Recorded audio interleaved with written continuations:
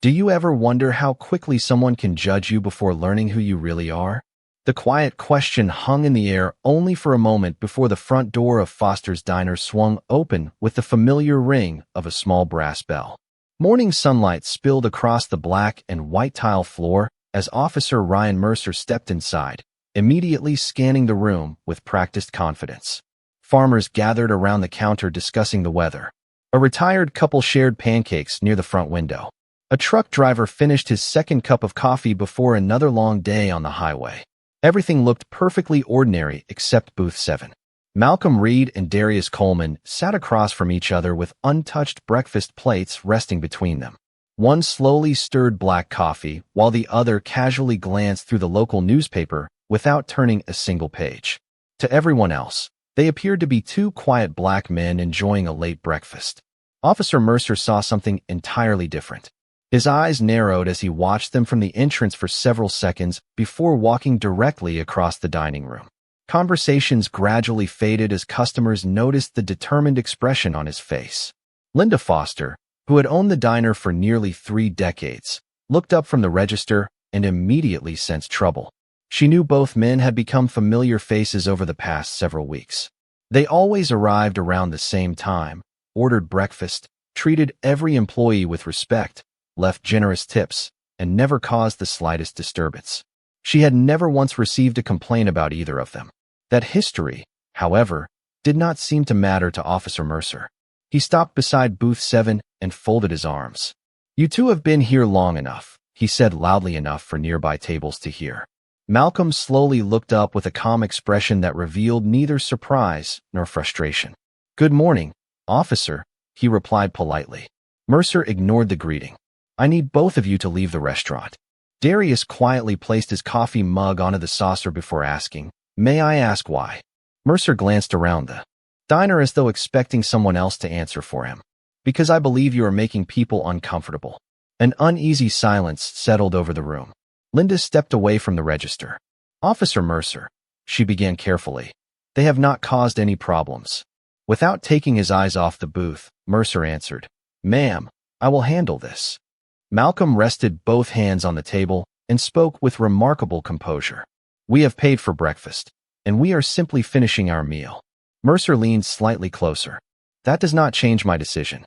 Darius exchanged a brief glance with Malcolm before looking back toward the large front windows where early morning traffic rolled steadily along State Route 17. The movement lasted barely a second, but Malcolm understood it immediately. Nothing had changed outside. Their reason for being there remained exactly where they expected it to be. Mercer mistook the glance for nervousness. His confidence only grew stronger. "Stand up and head for the door," he ordered. Malcolm slowly shook his head.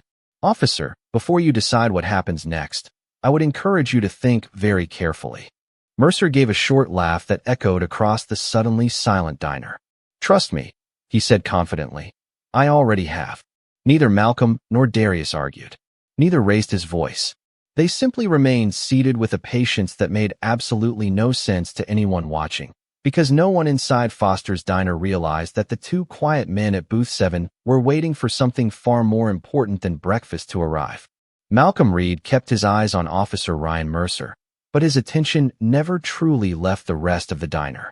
Years of discipline had taught him that the most important detail in any room was usually the one nobody else noticed.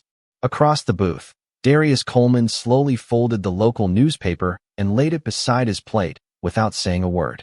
To every customer watching, the gesture appeared completely ordinary. Only Malcolm understood that it meant their schedule had not changed.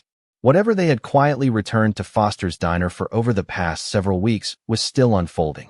Exactly as expected, Linda Foster approached the booth carrying a fresh pot of coffee, her warm smile unable to hide the concern in her eyes. "Would either of you like a refill?" she asked gently. Darius slid his mug forward with a grateful nod.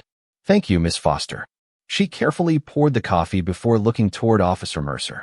"These gentlemen have been coming here every Tuesday and Thursday morning for almost a month. They always pay, they always treat everyone kindly, and they have never once caused trouble." Mercer barely acknowledged her words. People can appear polite while doing something else entirely. Malcolm answered in the same calm voice he had used from the beginning. What exactly do you believe we are doing? Mercer paused for only a moment. Watching people.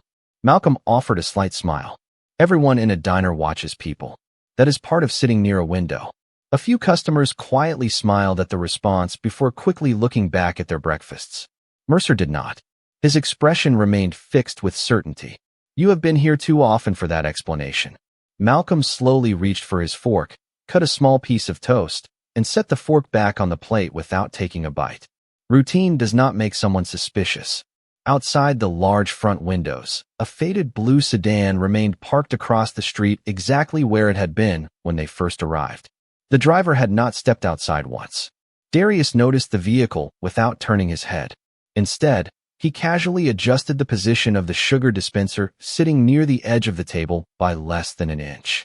To anyone else, it looked like an absent-minded movement. Malcolm immediately understood the message. Their observation point remained clear. Mercer noticed only that the two men seemed unusually composed. Most people would already be leaving, he said. Perhaps, Malcolm replied. Or perhaps most people would ask whether they had actually done anything wrong. The retired couple near the window exchanged uneasy glances. The truck driver quietly lowered his coffee cup, sensing the conversation was becoming more serious with every passing second. Linda remained beside the register, uncertain whether stepping in again would help or only make matters worse. Morning sunlight stretched farther across the checkered floor while another country song drifted softly through the ceiling speakers. The peaceful atmosphere of the diner felt strangely disconnected from the tension surrounding Booth 7. Then the small brass bell above the entrance rang once again. A man wearing a brown work jacket stepped inside, carrying nothing except a folded newspaper. He paused briefly to greet Linda with a friendly smile before choosing the corner booth closest to the windows. To everyone else, he looked like another customer stopping for breakfast before work. Malcolm and Darius never looked directly at him. They did not have to. The moment the stranger entered the diner, both men knew the reason they had patiently returned to the same booth week after week had finally walked through the front door, while Officer Mercer remained completely convinced that the only suspicious people in the building were sitting directly in front of him. Officer Ryan Mercer shifted his stance beside Booth 7, convinced he was only moments away from ending what he believed had been suspicious behavior. Malcolm Reed remained seated with his hands resting comfortably on the edge of the table, while Darius Coleman quietly lifted his coffee mug before setting it down exactly where it had been. Neither movement was hurried. Neither suggested nervousness. That calm only strengthened Mercer's confidence that they were hiding something. "I am going to ask one more time," Mercer said firmly. "Show me your identification." Malcolm looked up without the slightest trace of irritation. "Officer, are we being detained? Or are we free to finish breakfast?" Mercer frowned. "I am asking the questions." Malcolm simply nodded. "I understand." The answer offered no challenge, yet somehow frustrated Mercer even more. Linda Foster stepped away from the register once again, drying her hands with a small towel. "Officer Mercer," she said carefully, "these gentlemen have never given me a reason to be concerned." Mercer answered without looking at her. "Sometimes the people who appear the calmest are the ones paying the closest attention." Malcolm glanced briefly toward the front windows before returning his eyes to the officer. Outside, the faded blue sedan remained exactly where it had been for nearly 40 minutes. Inside the diner, the man in the brown work jacket unfolded his newspaper while waiting for a fresh cup of coffee. Everything appeared perfectly ordinary, yet Malcolm immediately noticed one small detail. The man never actually read a single line on the page. Darius noticed it as well. He slowly reached for the salt shaker, turning it slightly before placing it back in the center of the table.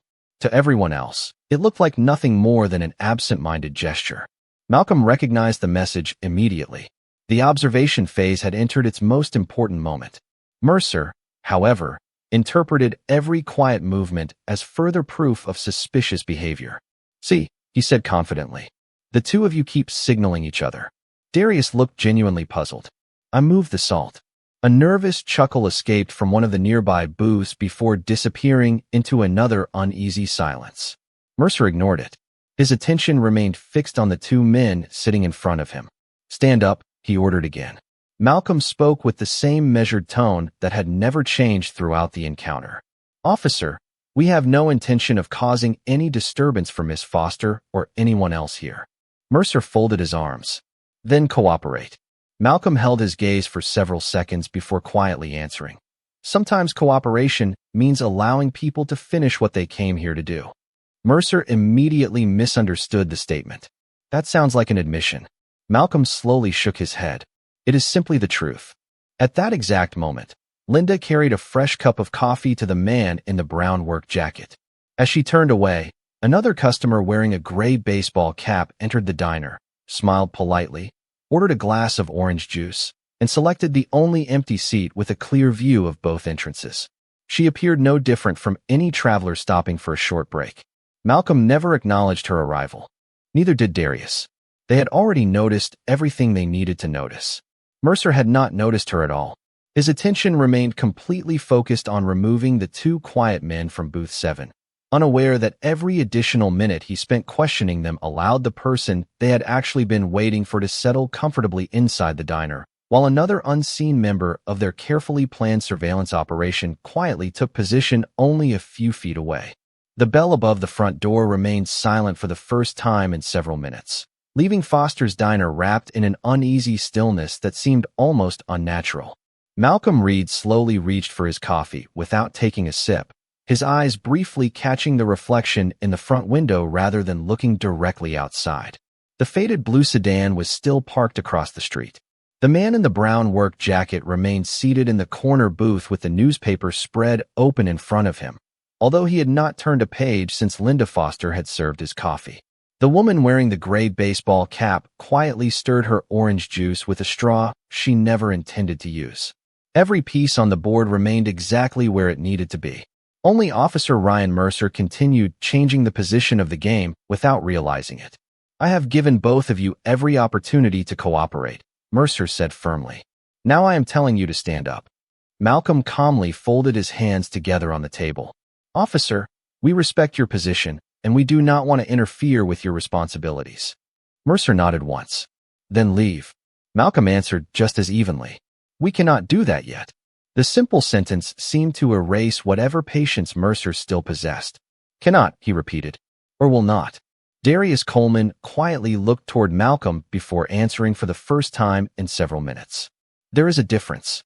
Mercer stepped slightly closer to the booth. Not from where I am standing. Around the diner, conversations had almost completely disappeared. The truck driver rested both hands around his coffee mug without taking another drink. The retired couple near the windows exchanged worried glances. Linda remained beside the register, watching every word with growing concern. She had known Officer Mercer for years, and she had never seen two customers remain so calm under such intense scrutiny. Malcolm understood exactly how unusual that appeared, but experience had taught him that patience often protected a mission better than any explanation ever could. Outside, a delivery van slowly rolled past the diner before disappearing around the curve in the highway. The movement briefly reflected across the windows, allowing Malcolm to notice something far more important. The driver of the faded blue sedan had finally adjusted the rearview mirror for the first time all morning. It was subtle, lasting no more than a second, but it confirmed the timing they had anticipated for weeks. Darius noticed the same change. Without speaking, he casually picked up the folded menu resting against the napkin holder and set it back exactly where he had found it. To every customer inside the diner, it looked like an idle movement while waiting for breakfast to end. Malcolm immediately understood the message. The opportunity they had patiently waited for was beginning to unfold. Unfortunately, Mercer was still standing directly between booth 7 and the front entrance. Enough, Mercer said. I want identification, and I want it now. Malcolm slowly reached inside his lightweight jacket. Several customers quietly held their breath, uncertain what might happen next. Mercer instinctively focused on Malcolm's hand. Instead of removing a wallet immediately, Malcolm paused and looked directly at the officer with the same composed expression he had worn since the conversation began. Officer Mercer, he said quietly, before you decide your next step, I would encourage you to consider that there may be facts you do not have yet. Mercer answered without hesitation. I already know everything I need to know. Malcolm gave the slightest nod, almost as though he had expected exactly that response. What Mercer could not possibly know was that the next decision he made would determine not only the future of the morning inside Foster's diner, but also whether a carefully planned undercover operation would continue unnoticed or be forced into an entirely different direction. Malcolm Reed slowly reached inside his lightweight jacket, while every pair of eyes inside Foster's diner followed the movement in complete silence. Officer Ryan Mercer instinctively straightened his posture, expecting a wallet, a driver's license, or perhaps an explanation that would finally justify the unusual calm both men had displayed since the moment he approached Booth 7. Instead, Malcolm quietly adjusted the cuff of his sleeve before resting both hands on the table once again. "I simply wanted to be comfortable," he said politely. A few customers exchanged uncertain glances. Mercer exhaled through his nose, clearly losing what little patience remained. "You think this is amusing?" Malcolm answered without hesitation. "No, officer. I think this is unfortunate." Darius Coleman remained silent, his attention briefly settling on the polished stainless steel napkin holder sitting between the salt and pepper shakers. Its reflective surface showed a faint image of the front entrance without requiring him to turn around. The man wearing the brown work jacket remained seated exactly where he had been for the past several minutes. But another figure had quietly approached his booth carrying nothing more than a disposable coffee cup. The two exchanged only a brief greeting before sitting together like ordinary acquaintances meeting for breakfast. To everyone else inside the diner, it appeared completely unremarkable. Malcolm understood immediately that the contact they had spent weeks waiting for had finally occurred. Mercer, however, never noticed either man. His entire focus remained fixed on Booth 7. "Identification," he repeated. "Now." Malcolm slowly removed a simple leather wallet from inside his jacket, but did not open it. "Before I hand this to you," he said calmly, "I want you to understand that once certain events begin, none of us can reverse them." Mercer gave a confident smile. "I am not the one who should be worried about that." Malcolm looked at him for a brief moment before quietly placing the closed wallet beside his coffee cup instead of handing it over. At nearly the same instant, Darius casually reached for his wristwatch as though checking the time. His thumb rested against the side of the watch for less than a second before returning to the table. The motion was so natural that no customer appeared to notice it. Even Mercer missed it entirely. Hundreds of yards away, inside an unmarked operations vehicle parked beyond the tree line behind the diner, a secure receiver emitted a single soft tone. A technician immediately turned toward the monitoring screen. "Emergency acknowledgement received," he said. The supervising agent looked up from a stack of case files. "Unexpected." "Yes, sir." The signal was not scheduled for another 20 minutes. The supervisor immediately stood. "Notify the support team. We moved to contingency protocol." Within moments, several plain sport utility vehicles quietly pulled away without lights or sirens, blending naturally into morning traffic as they headed toward Foster's diner. Back inside the restaurant, nothing appeared different. Linda Foster continued serving coffee to regular customers. The country music station quietly changed songs. The truck driver glanced toward the window before returning to his breakfast. Only Malcolm and Darius knew that the operation had just entered an entirely different phase. Mercer folded his arms, believing the silence meant hesitation. "You have delayed this long enough," he said. Malcolm looked directly into the officer's eyes with the same composed expression he had maintained since the beginning of the encounter. "Officer Mercer," he replied quietly, "sometimes the biggest consequences begin with the smallest assumptions." Mercer dismissed the remark with a slight shake of his head, completely unaware that the discreet touch against Darius's watch had already alerted an entire investigative team, and that every passing minute brought them closer to a diner where one misunderstanding was about to expose a truth no one inside the building was expecting to witness. The first indication that the morning was about to change forever was not a siren or the sound of tires in the parking lot. It was the quiet vibration of Officer Ryan Mercer's radio clipped to his shoulder. He glanced down for only a moment before dismissing the transmission without responding, convinced nothing outside could possibly be more important than the two men sitting in booth 7. Malcolm Reed noticed the brief movement, but remained perfectly still. Darius Coleman calmly reached for his coffee and took one measured sip before setting the mug back onto the saucer. The signal from his watch had already accomplished exactly what it was designed to do. There was nothing else for either detective to initiate. Around the diner, breakfast slowly resumed as customers tried convincing themselves the uncomfortable encounter would soon come to an ordinary conclusion. Linda Foster quietly collected empty plates from a nearby table while keeping a careful eye on booth 7. She had never seen two people remain so composed while being questioned so intensely. That calm made less sense with every passing minute. Outside the front windows, 3 dark sport utility vehicles turned onto the side road before stopping behind a row of mature oak trees where they could not easily be seen from the dining room. Their arrival attracted no attention from passing traffic.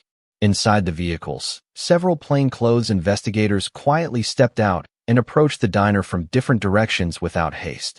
They looked like business professionals arriving for breakfast meetings rather than law enforcement officers responding to an emergency contingency. Officer Mercer extended his hand once again. I have asked for your identification several times. Malcolm picked up the leather wallet resting beside his plate. You have, he answered calmly. And I am giving you one final opportunity to reconsider what happens next. Mercer smiled with complete confidence. You are not the one making decisions here.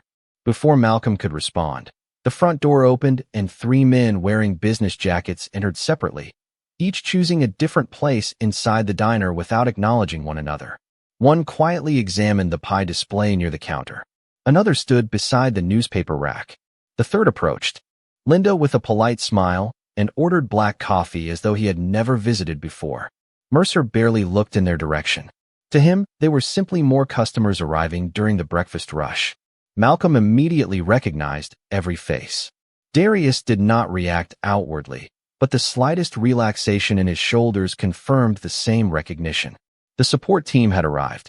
A few moments later, the man standing near the newspaper rack calmly stepped toward booth 7. Good morning, Officer Mercer, he said in a respectful voice. Mercer turned with visible irritation. This is official police business. The man nodded politely before reaching inside his jacket and opening a credential wallet just long enough for Mercer to read it. The confidence on the officer's face faltered. Before he could respond, the second plainclothes investigator stepped beside him and presented matching federal credentials. The dining room fell completely silent. Malcolm finally opened his own leather wallet and handed it to the senior investigator without saying a word. The investigator glanced at the identification, smiled slightly, then turned the credential holder toward Mercer. Detective Malcolm Reed, he said evenly before accepting the second wallet from Darius. Detective Darius Coleman. Linda quietly covered her mouth in astonishment. The truck driver slowly lowered his coffee cup. The retired couple stared in disbelief. Mercer looked from one badge to the other before returning his eyes to the 2 quiet men he had spent the entire morning trying to remove, only now realizing that every assumption he had made since entering Foster's diner had placed him directly in the middle of an undercover investigation he never knew existed. Silence settled over Foster's diner with a weight that seemed almost impossible to describe. Only seconds earlier, Officer Ryan Mercer had believed he was confronting 2 suspicious strangers. Now he stood facing Detective Malcolm Reed and Detective Darius Coleman, while 3 federal investigators quietly secured the perimeter inside the restaurant without interrupting a single customer. The senior investigator calmly accepted both credential wallets before returning them to their owners. Thank you, detectives, he said. Malcolm placed his badge back inside his jacket with the same steady movements that had defined the entire morning. Darius quietly leaned back in the booth for the first time since breakfast began. Neither man displayed satisfaction or anger. They simply returned to observing the room exactly as they had before their identities became known. Mercer stared at Malcolm, struggling to process everything that had happened. Why did you not tell me? He finally asked. Malcolm answered without raising his voice. Because our assignment depended on remaining unknown to everyone, including local agencies that were not directly involved. The explanation was simple, but its meaning reached every customer listening nearby. Linda Foster slowly shook her head in disbelief. All these Tuesdays and Thursdays, she whispered. Malcolm smiled politely. Your diner offered the best observation point in town. Linda laughed softly despite the tension. I thought you just liked my pancakes. Darius smiled for the first time that morning. Those helped too. A few customers quietly smiled as the atmosphere began to soften. The truck driver looked toward Mercer with visible sympathy. The retired couple exchanged relieved glances, realizing the calm behavior they had witnessed all morning suddenly made perfect sense. The senior investigator then turned toward the man wearing the brown work jacket, who remained seated with his untouched coffee and folded newspaper. "Good morning," he said politely. The man looked up with surprise before forcing an uncertain smile. "Can I help you?" The investigator nodded. "We would appreciate a private conversation outside." The man hesitated for only a brief moment before quietly standing. He looked around the diner as though searching for an easy explanation, but none came. Without creating a disturbance, he walked toward the front entrance accompanied by two investigators. No raised voices followed. No one rushed. Within seconds, they disappeared through the front door as naturally as ordinary customers leaving after breakfast. Mercer watched the scene unfold. With growing realization, "That was the person you were watching?" Malcolm nodded. "For nearly 4 weeks." Darius added quietly. Every visit helped establish a routine. Eventually, people stopped noticing familiar faces. Mercer slowly looked back toward booth 7, remembering every assumption he had made since entering the diner.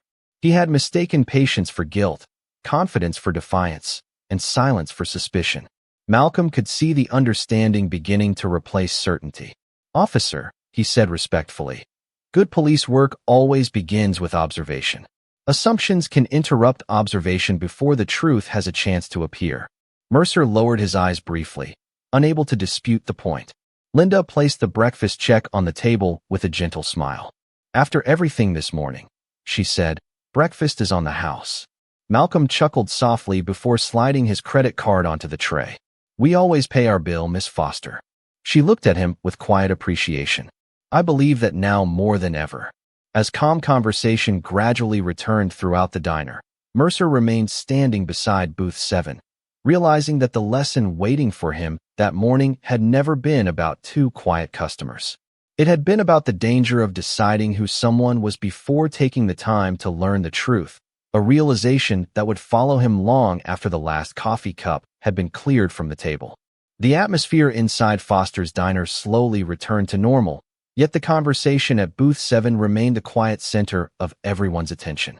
Outside the front windows, the unmarked sport utility vehicles departed one by one without attracting unnecessary notice, while the investigators who had escorted the man in the brown work jacket away communicated through discreet earpieces before leaving the parking lot. Their work continued somewhere beyond the small diner, but the operation that had depended on patience, routine, and careful observation had reached its successful conclusion. Malcolm Reed gathered the last few papers from the table and slipped them neatly into his jacket.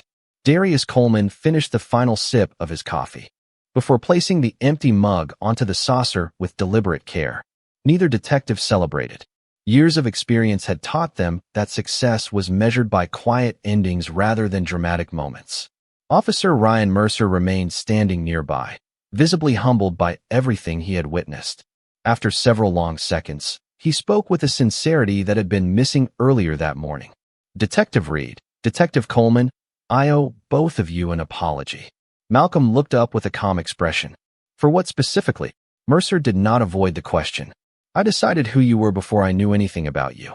I allowed my assumptions to become stronger than the facts in front of me." The honesty in his voice caused Linda Foster to pause while wiping the counter. Several customers who had quietly listened throughout the morning looked toward Mercer with renewed respect.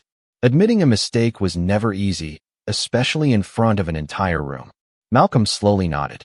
"Recognizing that difference is an important step." Darius added, "Every officer faces situations that require quick decisions.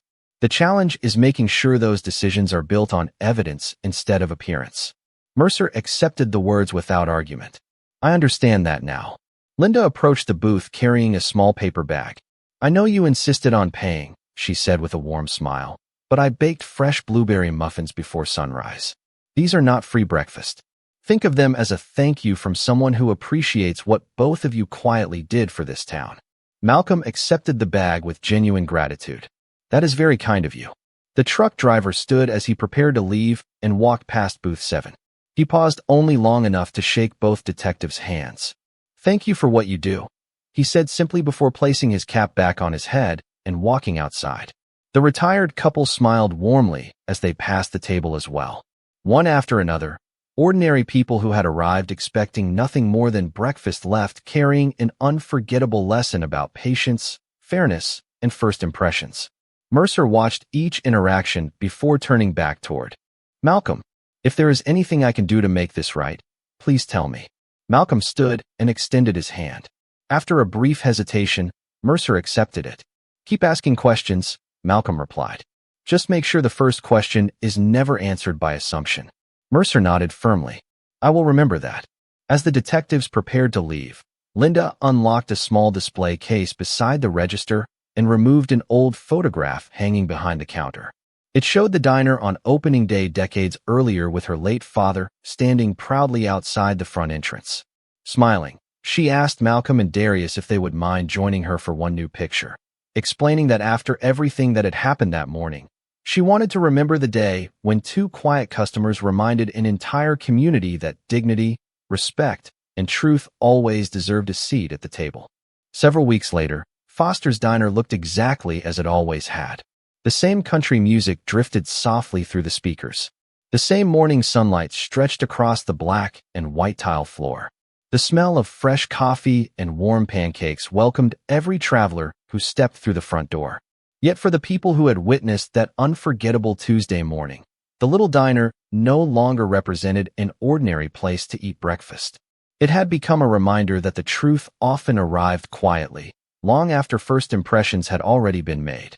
Linda Foster had framed the photograph they had taken together and placed it beside the old opening day picture of her father. Customers frequently asked about the smiling men standing beside her in the picture, and Linda always answered the same way. They taught everyone here's something we should have remembered all along. Respect should never depend on appearances. Officer Ryan Mercer also changed in ways that many people quietly noticed. During the months that followed, he became known for taking a few extra moments before reaching conclusions. Instead of assuming, he asked questions. Instead of judging immediately, he listened carefully.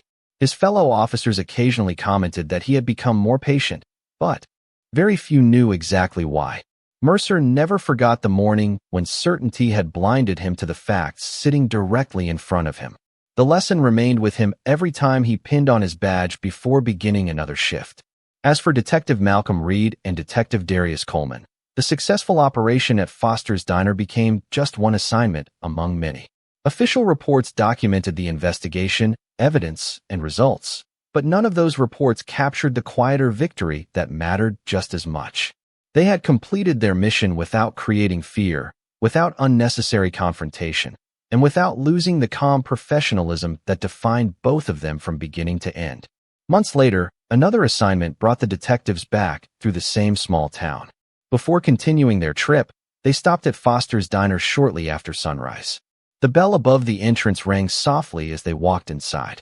Linda looked up from behind the counter and immediately smiled.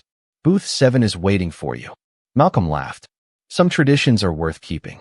Darius nodded toward the framed photograph hanging on the wall. "Looks like we made the history of the diner." Linda poured fresh coffee into 2 familiar mugs. "You became part of the family the day you walked through that door." While they enjoyed breakfast, Officer Mercer entered the diner for his morning coffee. This time, he recognized the detectives before they even looked up. A warm smile crossed his face as he approached the table. "Good morning, detectives." Malcolm stood and shook his hand. "Good morning, officer." Mercer smiled.